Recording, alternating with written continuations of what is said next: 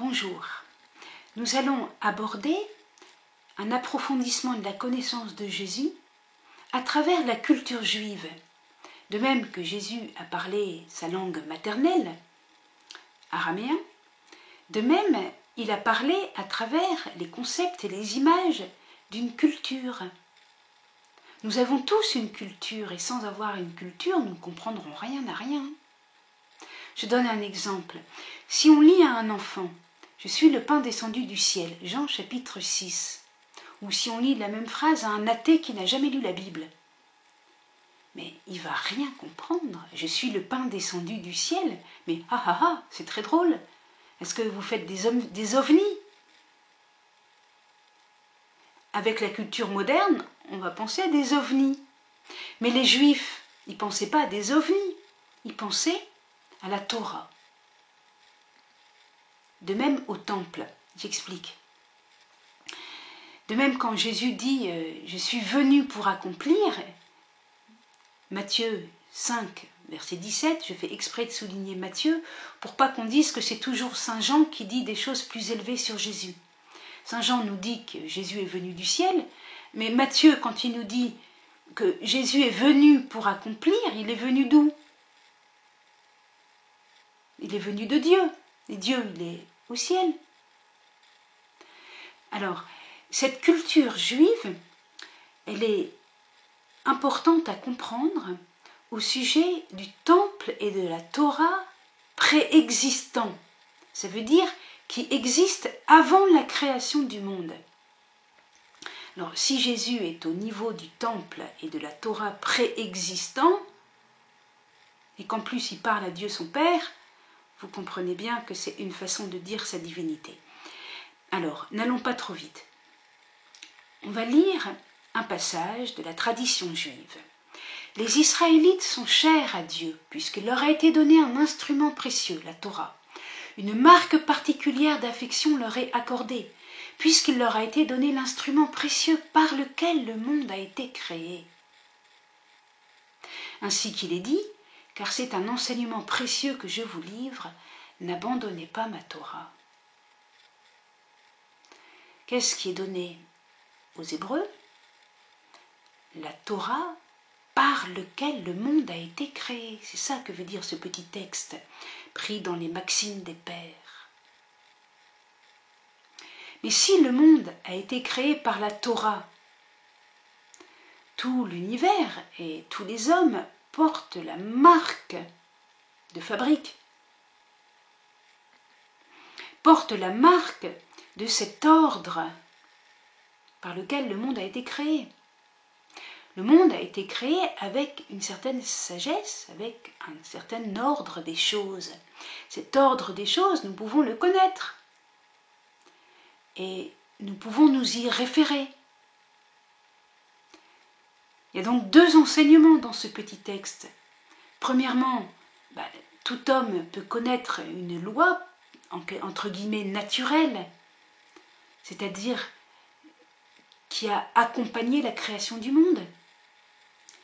Et deuxièmement, le peuple hébreu est très aimé puisque cette loi lui a été révélée de façon particulière. Pour les autres hommes, la connaissance de cette loi est obscurcie par le péché. Alors, nous devons dire aussi que Jésus connaît bien cet arrière-fond. Par exemple, et nous l'avons déjà expliqué, quand Jésus donne son enseignement sur le mariage, la fidélité dans le mariage, il se réfère au récit de la création, Genèse chapitre 1. Autrement dit, il est en train de dire, pour vos comportements humains, il faut vous référer à la création. Pourquoi? Parce que la Torah, la sagesse, les commandements, tout cela est préexistant à la création et tout cela marque, est inscrit, si vous voulez, dans le cœur humain, depuis qu'il est créé. Venons-en au temple. Un petit texte. pris dans Targum Jonathan de Genèse 28.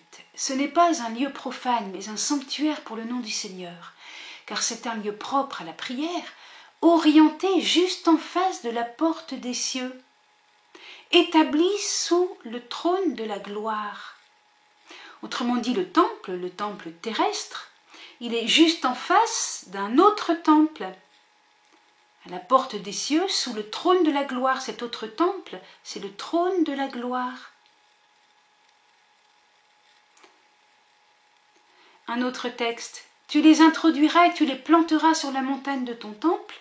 Tu as préparé, Seigneur, le lieu qui est établi en face du trône de ta gloire, fixé en face de la demeure de ta sainte Shekhinah au ciel.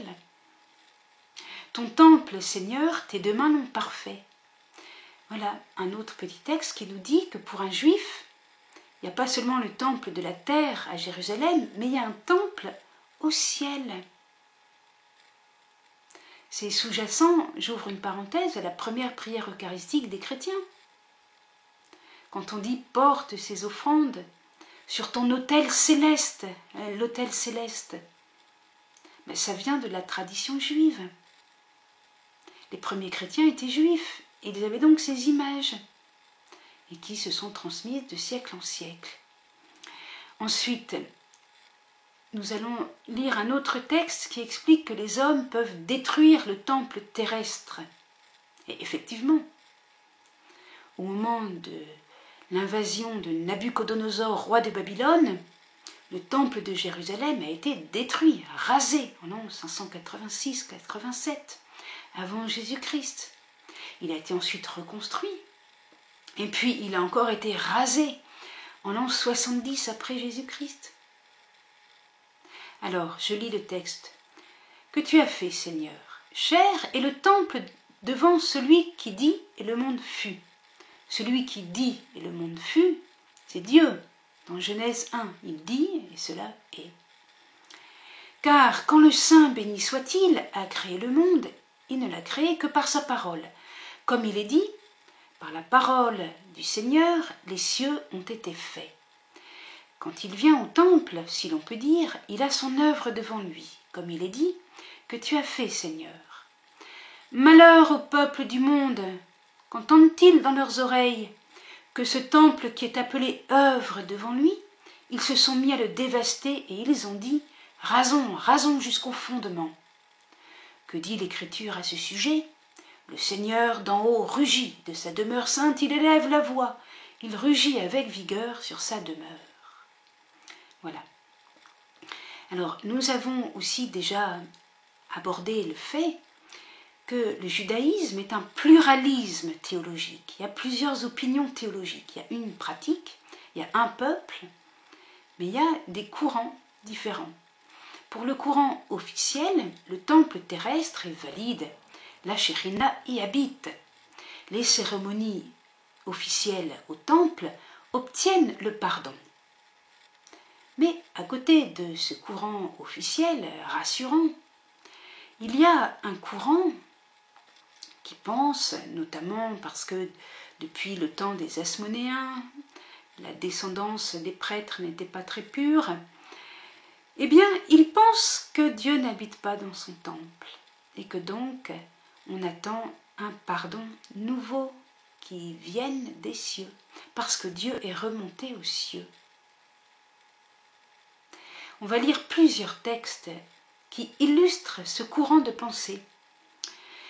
Et ne souillez pas la terre où vous habitez. L'Écriture dit que l'effusion de sang rend impure la terre et fait cesser la Shekhinah, c'est-à-dire fait cesser la présence de Dieu dans le temple. Un autre texte.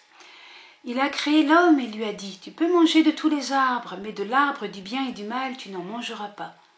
Et il transgressa son commandement. Ainsi j'ai désiré qu'il y ait sur la terre une habitation comme elle est dans le ciel.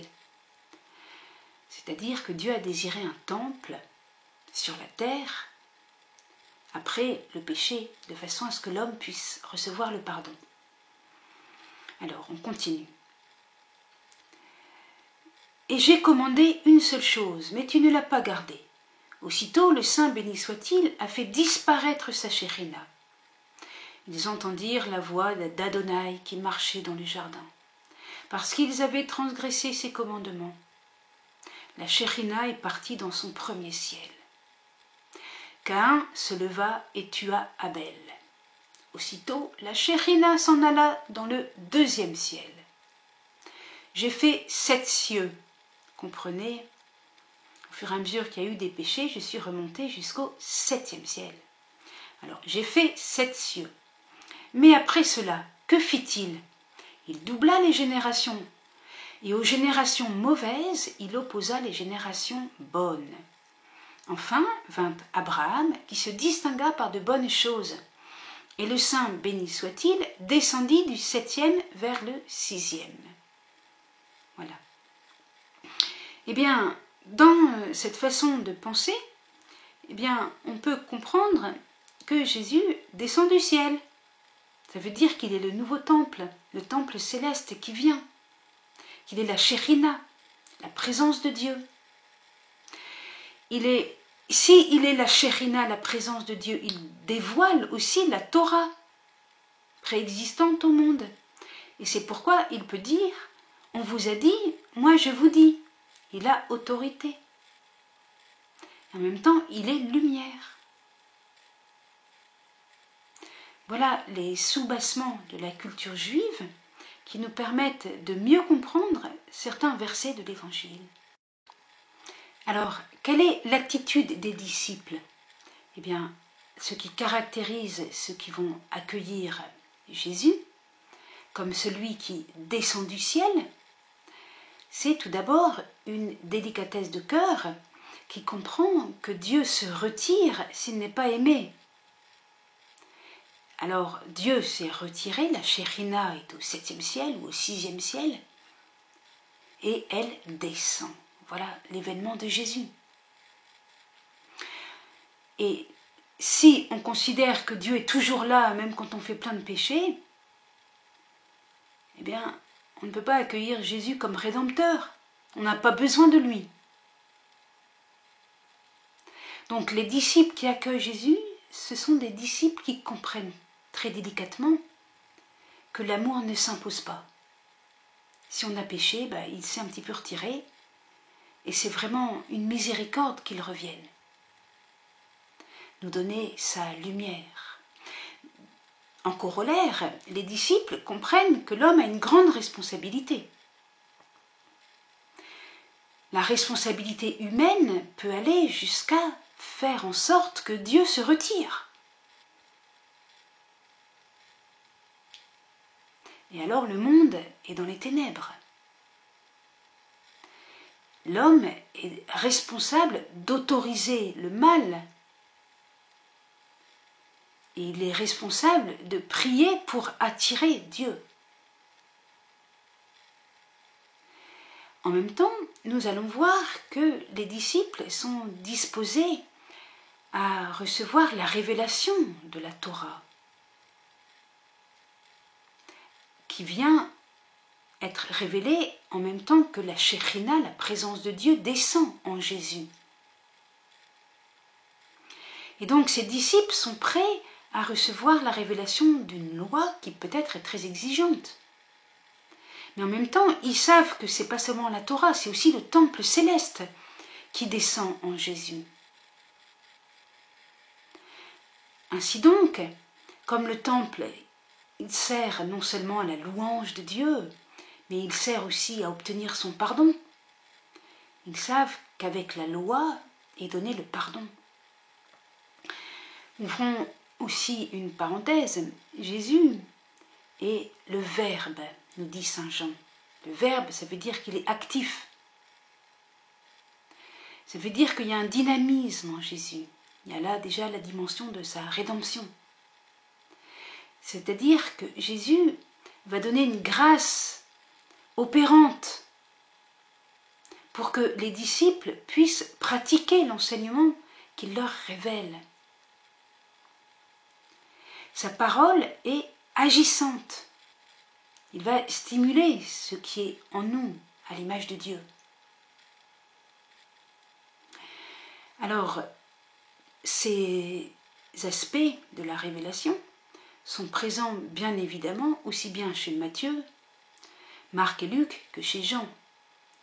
Matthieu, quand il nous dit au début du sermon sur la montagne « Je suis venu pour accomplir », dit Jésus, c'est tout ça qui est derrière. Et Jean, dans son prologue, quand il dit au commencement le Verbe était auprès de Dieu, le Verbe était Dieu, il est venu chez les siens, c'est la même dynamique, ce sont les mêmes images, ce sont les mêmes soubassements de culture juive, c'est la même signification. C'est ce que souligne Benoît XVI dans son livre « Jésus de Nazareth », le premier tome. Page 133. Jésus se conçoit lui-même comme la Torah, comme la parole de Dieu en personne. Le majestueux prologue de Saint Jean, au commencement était le Verbe, la parole de Dieu, le Verbe était auprès de Dieu et le Verbe était Dieu, ne dit rien d'autre que ce qu'affirme Jésus dans le Sermon sur la montagne et dans les évangiles synoptiques.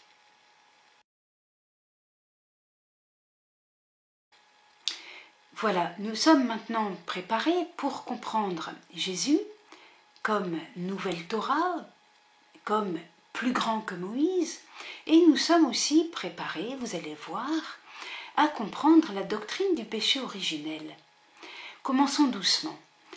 Au Sinaï, le peuple a entendu la voix céleste et puis ensuite il a demandé que Moïse seul entende.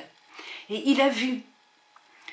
Alors il a entendu, Exode 19, verset 9, il a vu, Exode 20, verset 18, et pourtant, Jésus dit à ses adversaires, qui n'ont pas entendu et qui n'ont pas vu, je lis, Jean 5, verset 37 à 38. Vous n'avez jamais entendu sa voix, vous n'avez jamais vu sa face, et sa parole, vous ne l'avez pas à demeure en vous, puisque vous ne croyez pas celui qui l'a envoyé. Jésus se présente comme l'envoyé de Dieu et Moïse l'a été avant lui. Exode chapitre 3, Dieu envoie Moïse. Mais justement, Moïse devait préparer les Juifs à accueillir Jésus, à le reconnaître. Et c'est bien le sens du reproche de Jésus. Jean 5, verset 45. « Car si vous croyez Moïse, vous me croiriez aussi, car c'est de moi qu'il a écrit. » Moïse aurait donc dû conduire à l'accueil de Jésus. Et pourtant, à la fin de l'évangile de Luc 23, verset 33, Jésus crucifié prie en disant « Père, pardonne-leur, ils ne savent pas ce qu'ils font. » Là, ce n'est pas un reproche, mais c'est une considération sur l'ignorance des hommes, aussi bien juifs que romains d'ailleurs. Mais d'où vient cette ignorance? D'où vient pour les Juifs le fait que, tout en ayant Moïse et le Sinaï, les Juifs n'aient pas accueilli Jésus? Qu'est-ce qu'il manque? Qu'est-ce qui fait obstacle? D'où vient le fait que les Romains, avec les Juifs, au moment de la crucifixion, aient crucifié Jésus? Qu'est-ce qui a produit un tel aveuglement? Qu'est-ce qui a fait qu'ils ne savent pas ce qu'ils font? Ils sont idiots ou quoi? Eh bien, vous êtes là dans le nœud de la théologie du péché originel. Alors évidemment, ni en Jean 5, ni en Luc 23, on a une définition doctrinale du péché originel. Mais la théologie y est. Tout y est. Si vous voulez, le Concile de Trente, il n'a rien inventé. C'est l'enseignement de Jésus. C'est ce qu'ont compris les disciples, mais ils ne l'ont pas formulé de façon précise, avec des définitions. Alors, comprenez, si il y a un péché au singulier, qui rend aveugle, qui bloque l'accès à la lumière, alors les Juifs ne reconnaissent pas Jésus malgré toute la connaissance qu'ils ont de la Torah, et alors tous les hommes crucifient Jésus. Ils ne savent pas ce qu'ils font. En relatant le miracle de l'aveugle-né, on a encore cela qui est sous-jacent. L'évangéliste dit 4 fois, l'aveugle Je me suis lavé et j'ai vu. Jean 9, versets 7, 11, 15 et 37. Je me suis lavé et j'ai vu. Pourquoi cette insistance? Parce que l'évangéliste qui écrit pas sur les... Il n'écrit pas comme un journaliste qui enregistre la conversation de l'aveugle-né avec les pharisiens. Il écrit après. Et donc il a en vue le baptême. Il a médité.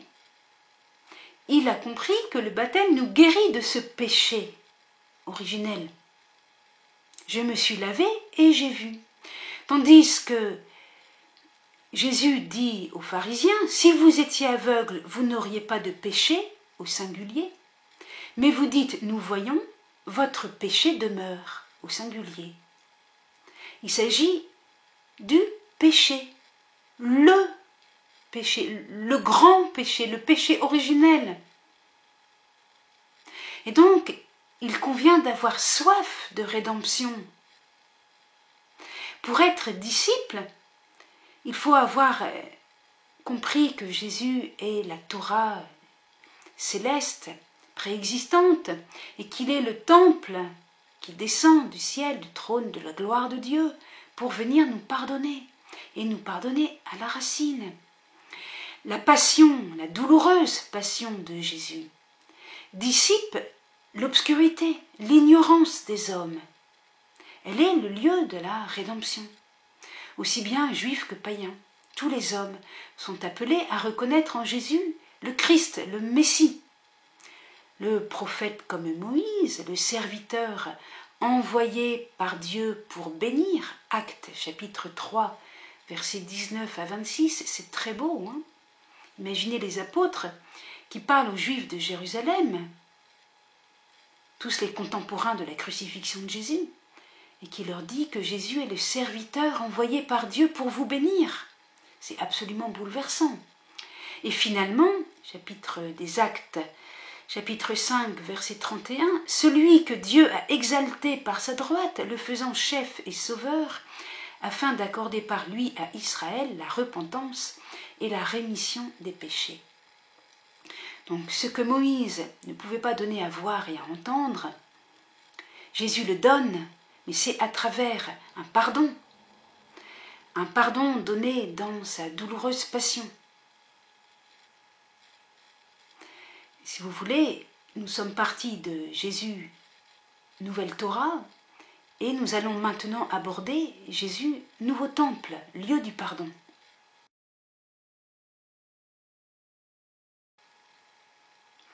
Jésus, nouveau temple. Nous abordons ici une question profonde qui touche au pardon et qui va donc être riche d'espérance pour notre époque, qui est tellement sous le signe de la divine miséricorde. Si Jésus est le nouveau temple, il peut annoncer que le temple de Pierre n'aura plus de rôle, qu'il sera une maison vide, déserte, inutile, avant d'être détruite. Ces versets, mis dans la juste perspective de Jésus nouveau temple, nous permettent de voir à la fois une continuité avec l'Ancien Testament et une nouveauté, un passage de seuil. Voyez-vous, le berceau de l'incarnation a été formé par un peuple qui avait construit un temple de pierre, mais qui avait été aussi capable de comprendre qu'il fallait un temple non fait de main d'homme. Le berceau de l'incarnation a été la Vierge Marie, qui a été comme un temple pour la présence de Jésus. Alors maintenant, Jésus dit « Voici que votre maison, le temple de Jérusalem, va vous être laissée déserte. Je vous le dis en effet, désormais vous ne me verrez plus, jusqu'à ce que vous disiez « Béni soit celui qui vient au nom du Seigneur ». Matthieu chapitre 23, versets 38 à 39. On ne peut pas comprendre ce verset si on n'a pas compris que Jésus est la Shekhinah, la présence de Dieu dans le temple. Je vous le dis, désormais vous ne me verrez plus. C'est pourquoi la maison sera déserte. Ça devait être très très choquant pour les autorités du temple d'entendre cela. Jésus l'a dit. Benoît XVI commente « Dieu s'en va. Le temple n'est plus le lieu où il a mis son nom. Il sera vide.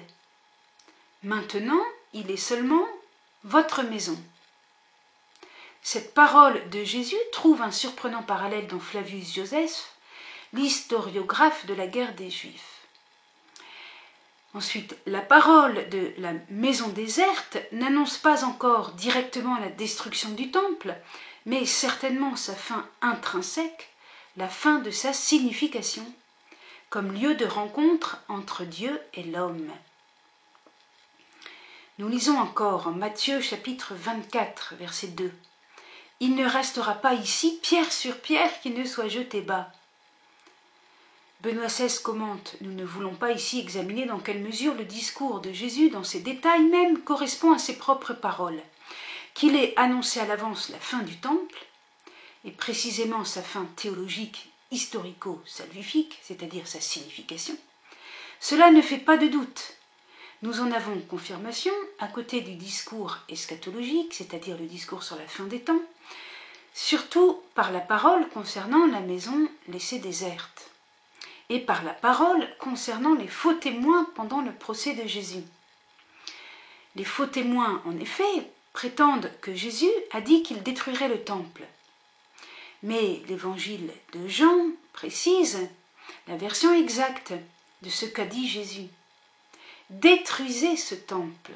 Jean chapitre 2, verset 19. Jésus ne détruit rien. Jésus ne détruit rien. Mais comme Jérémie chapitre 7, verset 11 à 14, qui avait expliqué que l'iniquité était la cause de la destruction du temple, eh bien Jésus sait que ce qui chasse la présence divine du temple, c'est l'iniquité, l'injustice. Jésus lui-même a pris la place du temple. Il est le temple. Il est le lieu très saint de la présence de Dieu dans le temple. Il est aussi le propitiatoire. Qu'est-ce que c'est que le propitiatoire? C'est le couvercle de l'arche d'alliance. C'est l'instrument de propitiation. Qu'est-ce que ça veut dire? Romains chapitre 3, verset 25.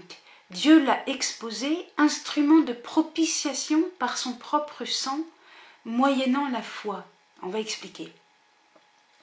Au jour de l'expiation, une fois par an, le Yom Kippour, Lévitique chapitre 16, le propitiatoire, c'est-à-dire donc le couvercle de l'arche d'alliance, est aspergé du sang d'un sacrifice, le taureau immolé. Or, le propitiatoire est aussi le lieu de la mystérieuse Shérina, de la présence divine, dans le tout petit espace entre les ailes des anges, entre les ailes des séraphins, des chérubins. Alors, le sang du sacrifice touche la présence de Dieu, touche Dieu. Et c'est cela qui obtient le pardon. Le péché des hommes est purifié en touchant la divinité. Il est absorbé. Il est annihilé. Et les hommes représentés par ce sang sont rendus purs. Maintenant, si on dit que Jésus est le propitiatoire ou l'instrument de propitiation, eh bien, ça veut dire deux choses. Ça veut dire, il est la présence de Dieu. En lui se touchent Dieu et les hommes, comme sur le couvercle de l'arche d'alliance dans le petit espace entre les chérubins. En lui se réalise aussi le rite du Yom Kippour, du jour des expiations. Mais cette fois-ci, ce n'est pas par le sang d'un taureau, c'est par son propre sang. L'eau et le sang du cœur du Christ, le sang de sa passion. Alors, pendant la passion de Jésus, toute l'abjection du monde entre en contact avec l'immensément pur, avec l'âme du Christ, et ainsi avec le Fils de Dieu lui-même. En ce contact, la souillure du monde est réellement absorbée, annulée, transformée à travers la douleur de l'amour infini. Voilà. Et donc l'esprit filial va trouver ici un accomplissement très grand, parce que nous recevons de pouvoir redevenir fils de Dieu en Jésus,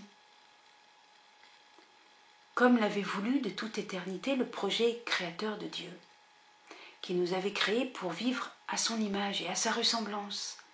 Eh bien, en étant purifiés par le sang du Christ, c'est pour ça qu'il faut tout donner à Jésus.